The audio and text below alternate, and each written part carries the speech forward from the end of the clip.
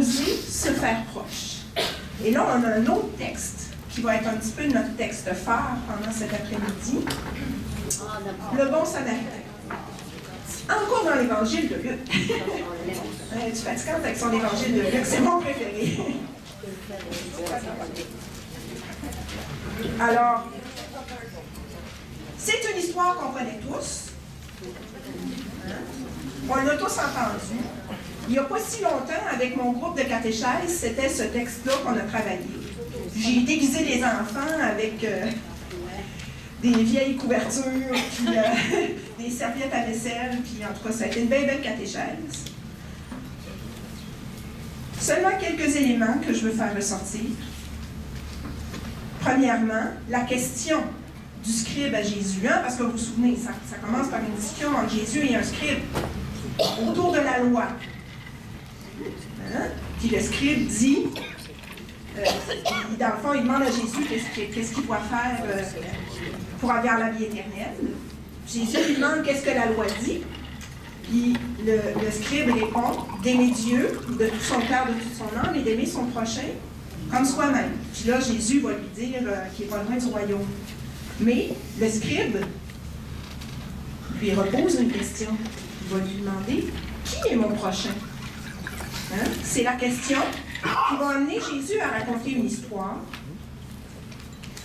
Jésus met en scène une parabole. Au lieu de donner une réponse théorique, il raconte une histoire. Alors, c'est vraiment une mise en scène. D'abord, un lieu.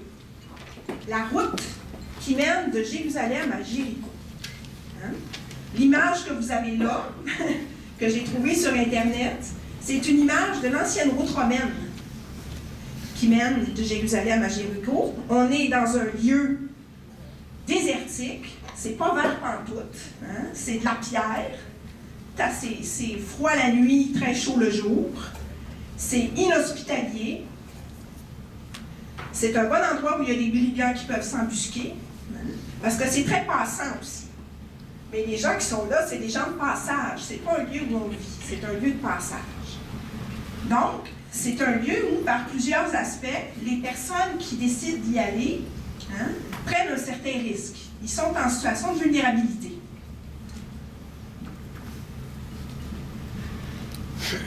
Jésus il plante des personnages dans ce décor-là. En premier lieu, le personnage principal.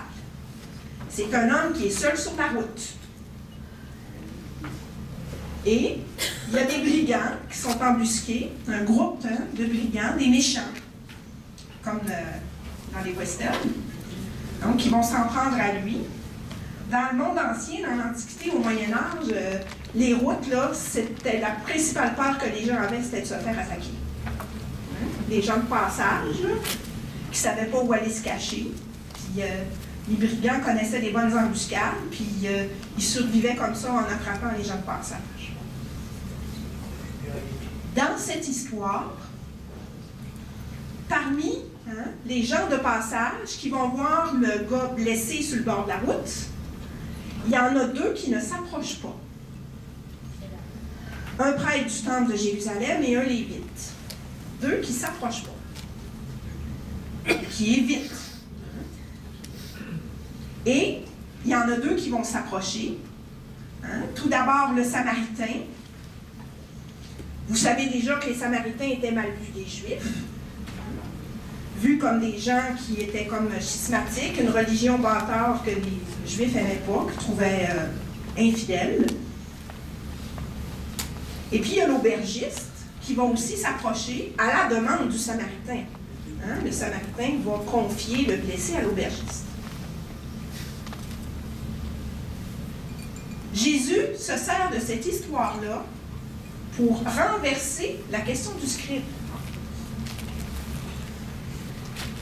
Pas pire, hein? C'est bon. Encore.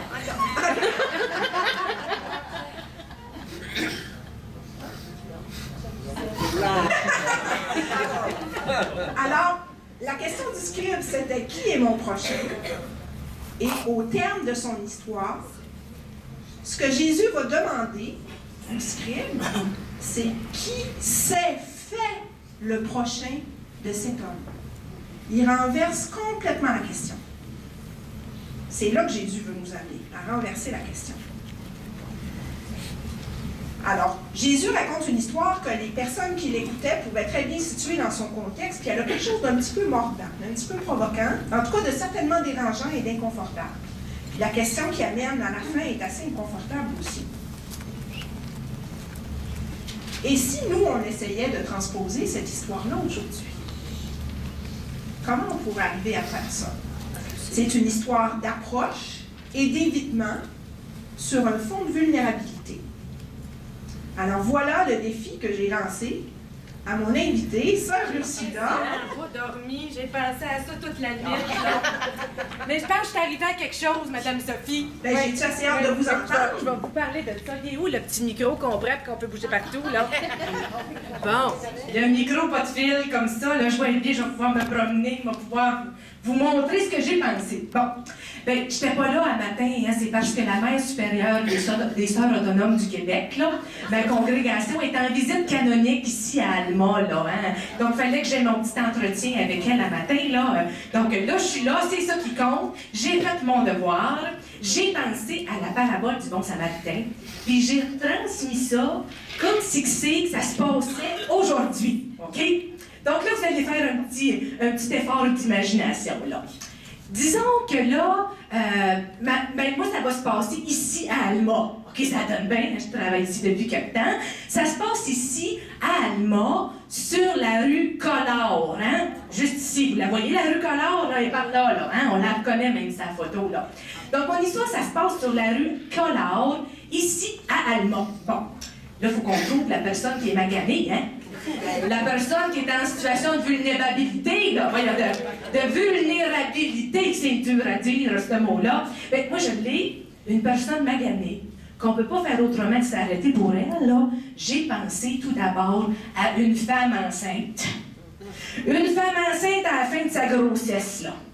Là, tu sais pas que notre femme enceinte est sa rue Collard, elle revient de la bibliothèque municipale. Elle s'est empruntée des grosses briques, là, hein?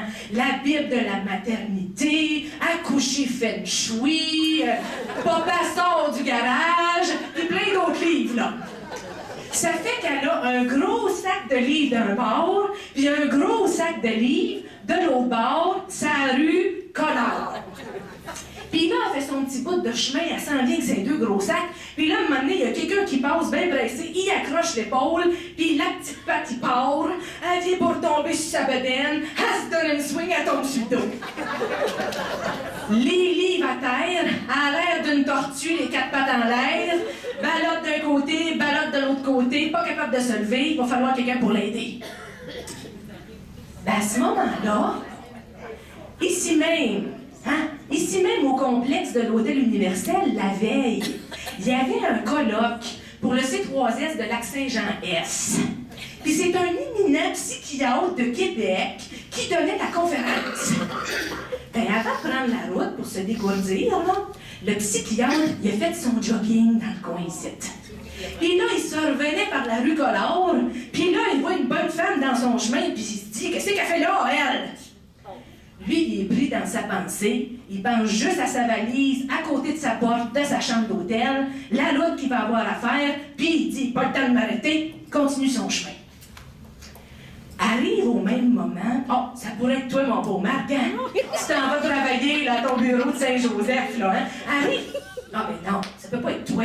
Voyons, si je suis fidèle à la parabole, tu vas continuer ton chemin, puis tu serais jamais capable de faire ça. Non, c'est pas une bonne idée. Oh! Non, je l'ai. C'est une personne qui s'en vient, qui a l'air bien douce, bien avenante. Je dirais même que par vocation, elle devrait s'arrêter pour aider son prochain. Je parle de ma mère supérieure. C'est pas que je l'aime pas, là, mais personne n'est parfait, hein? Donc, ma mère supérieure, elle prend sa petite marche de santé, là, puis elle revient par la rue Collard, puis elle voit la madame, puis elle décide de passer son chemin. Ah, mais moi, je suis pas avec elle, là. Non. Moi, j'étais en entretien à mon bureau. Oui. Donc, ma mère supérieure, pas parfaite, elle a passé son chemin, elle.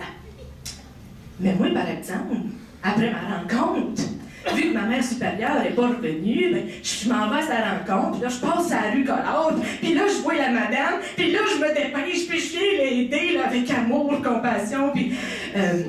Non, m'arrête tout de suite, là. Je suis pas pour me mettre dans la peau du bon samaritain, hein. Écrivez pas ça, là, Madame Sophie, là. C'est bien trop vantard, voyons donc. Mais non. Je suis pas parfaite. Si ma mère supérieure l'est pas, je le suis pas non plus. Je pourrais passer mon chemin, c'est comme rien. Non, tiens. Finalement, ça s'adonne qu'il y a une autre femme enceinte qui revient de la bibliothèque. Elle est main vide parce que tous les livres qu'elle voulait ont été empruntés. Accoucher, feng shui puis tout le kit n'était plus dérangé. Elle voit la femme enceinte par terre, puis tout de suite, elle s'empresse de l'aider. Doucement, elle la relève. Ensemble, ils ramassent les livres, puis là, ils décident d'aller prendre un café. Fait que livre là, tu pars, bras dessus, bras dessous, qui s'en vont au café du clocher pour parler de leur expérience de grossesse puis de maternité. Hein? C'est pas beau, ça?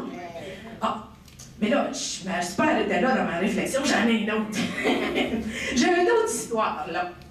Là, cette fois-ci, ça va se passer à Saint-Félicien, OK? Notez ça, là, ça vous en fait une deuxième, là, pour vos catéchèses, non? Hein? Donc, ça se passe à Saint-Félicien. Là, cette fois-ci, ben, ça va mettre en scène un monsieur de 80 ans. Ouais. C'est lui la personne à vulnérabilité, là. Mais il est bien autonome, par exemple. Mais, à son âge, il a besoin d'une canne pour se déplacer, depuis qu'il y a eu une opération à la hanche. Notre monsieur, là, dites-vous qu'à tous les jours, il va sur la route 169. Dans le coin où il y a un petit centre d'achat à Saint-Félicien, avec une pharmacie et le lieu de prédilection pour les retraités, le Tim Hortons. On aurait pu dire le McDonald's, là, mais c'est le Tim Hortons dans mon histoire à moi, OK? Donc, tout monsieur, il jase à tous les jours avec des retraités tout comme lui. Mais là, ce jour-là, il y en a un peu maladroit qui prend la canne de notre monsieur, puis il part avec.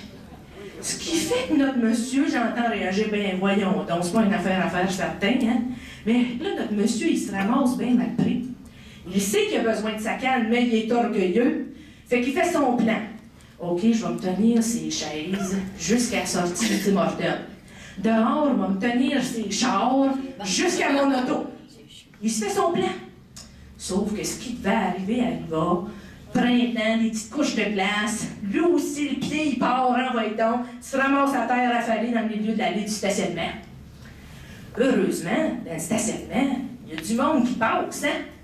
Fait qu'il se dit, je vais attendre, là, parce que je suis pas capable de bouger. Donc, il attend. Là, il arrête, il arrête un auto, c'est un de ses enfants. Ah ben non, ça se peut pas. Un enfant, là, ça passerait pas tout droit quand son père est affalé par terre. Non, ça marche pas. Non. Arrive plutôt une grosse voiture chic, là.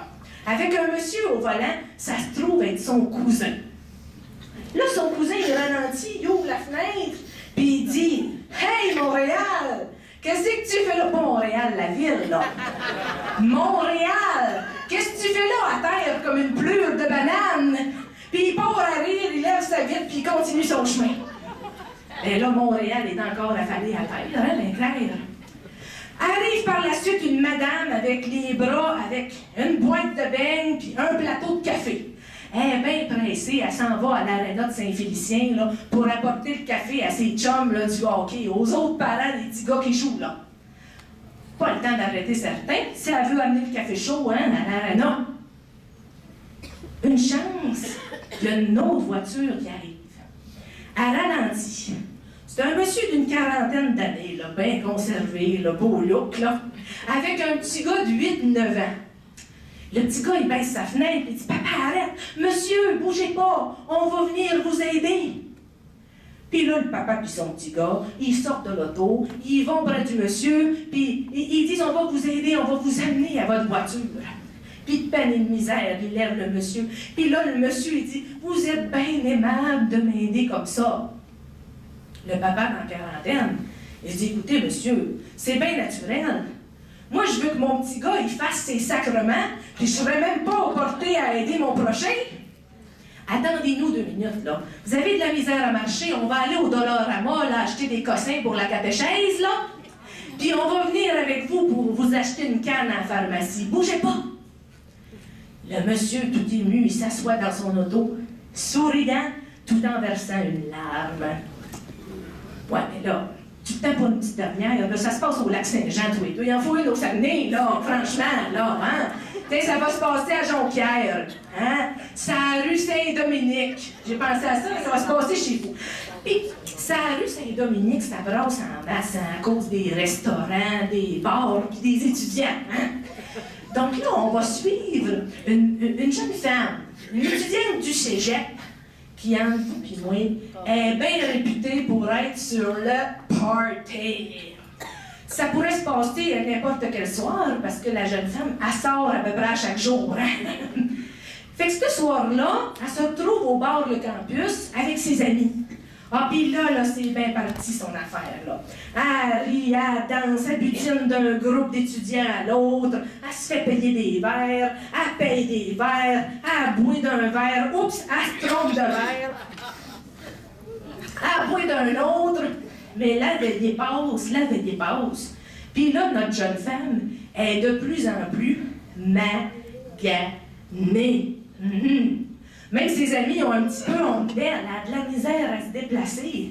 Puis elle écoute pas bien parce que là, elle a les yeux embrouillés. Elle sait que les jambes vont y lâcher. Elle a toutes les mains engourdies. À la fin de la veillée, vers 3 heures, tout le monde est parti. Puis c'est un barman qui la trouve la tête par-dessus les toilettes. Elle était pas bien. Fait qu'il apprend, il donne le dernier manteau qui est resté au vestiaire, puis elle pousse sur le trottoir, toi. La jeune femme, elle sentait plus ses jambes, vraiment. Tellement qu'elle a tombé, puis qu'elle a rampé de peine et de misère d'une petite ruelle à côté du bord du campus entre 2 bâtiments. Sans s'en rendre compte, la jeune femme, en buvant d'un verre puis d'un autre, il y en avait un dans lequel il y avait la drogue du viol. Puis là, elle était complètement intoxiquée parce qu'elle se trouvait dans la rue avec personne pour l'aider. Au petit matin, la Saint-Do commence à reprendre vie. Passe sur le trottoir en vélo un prof du cégep, grano, politico, écolo, bio, responsable durable et développement. Là. Il passe, puis il voit des pattes qui sortent entre 2 bâtiments. Puis il dit ça, là, il dit, c'est une étudiante certain qui a trop fêté. Les étudiants, je connais ça. C'est sur le party, mais je te dis que ça étudie pas bien. Fait qu'il décide de poursuivre son chemin. 2 secondes après, marche sur le trottoir une madame. Une madame qui a dans la main un chapelet qui pend. Elle marche de manière bien dévote sous le soleil du matin, puis elle dit « C'est je vous salue Marie ». Mais là, elle voit des pattes qui sortent sur le trottoir, qui bougent, puis une petite fille qui fait « Oh, la chienne y prend. Elle se met à marcher vite, puis elle jette Puis là, elle tourne le coin de la rue, elle s'adosse sur un mur, elle est angoissée comme si elle avait vu le démon, puis elle enlève les yeux au ciel, elle dit « Mon pauvre Jésus, pardonnez-nous, préservez toutes les âmes, surtout celles qui ont le plus besoin de votre miséricorde. » Puis elle part en courant pour s'éloigner du danger, qu'elle est bien. Pendant que cette madame-là sauvait, la jeune étudiante a réussi à se lever de peine et de misère. Elle a réussi à se rendre au bord de la rue et tomber sur un capot de voiture. Puis là, elle était bien parce que le soleil plombait sur l'auto stationnée, puis ça la réchauffait, puis ça lui donnait un grand bien dans sa nuit frette. Elle bougeait plus. C'est là qu'il y a un auto qui s'est adonné à passer, qui a arrêté. La conductrice est sortie, elle s'est dépêchée d'aller dans le coffre de son auto, elle a pris une couverte, elle est allée envelopper la jeune étudiante. Sur le pare-choc arrière de la voiture, il y avait un poisson, un ictus qui était aimanté là, avec à côté un autocollant, sur lequel il était écrit « Centre évangélique de Jonquière, Église de Pentecôte ». La femme a fait ni une ni deux. Elle a embarqué la jeune femme sur son auto en arrière sur le banc, puis elle l'a amenée direct à l'hôpital. Puis d'une voix d'outre-tombe, on a entendu l'étudiante qui a dit « Merci ». 3 histoires, vous en avez beaucoup, là. Écoute, je me suis forcée, voilà, là. Analysez ça, Madame Tremblay, comme vous voulez, là. Ça a l'air, vous êtes bien intelligente. Ma consoeur Claudette m'a dit ça, là, de Montréal, là, justement, là. Fait que démanchez ça comme vous voulez, là.